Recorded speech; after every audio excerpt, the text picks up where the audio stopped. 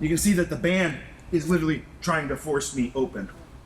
Now this is actually a very significant progression. Chris Duffin with Coach Brandon. I'm going to show you a drill that's a play on one of our favorite movements, which is the Copenhagen Adduction drill.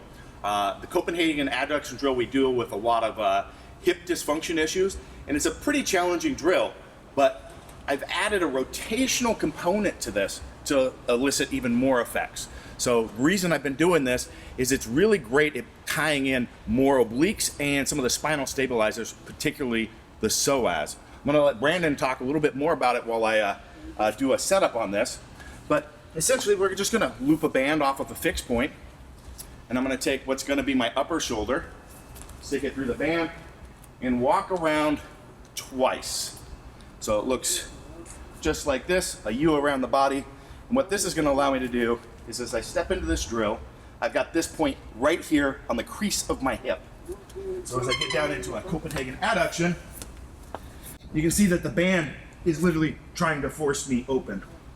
Now this is actually a very significant progression from the Copenhagen adduction drill without the band, because the adductor complex, among many things, adducts the hip, so pulls the leg inward, but the adductors also perform an action of medial rotation of the femur. And by Chris adding that rotational demand of the band to this drill, we are now not only working on the actual adduction of the hip, but we are also now working to improve our medial rotation demands that the adductors can improve or function. exactly. And that is another reason that as I'm doing this, I may do the repetitions, just like you can refer to our Copenhagen adduction drill.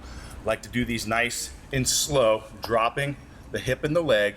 But as I do a couple reps, I'll finish with doing just a little bit of rotation about that ankle on the ground as well.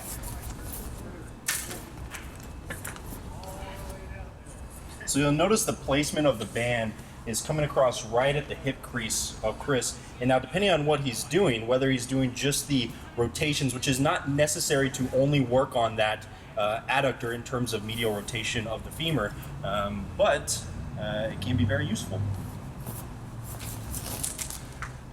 Chris and Brandon, signing out.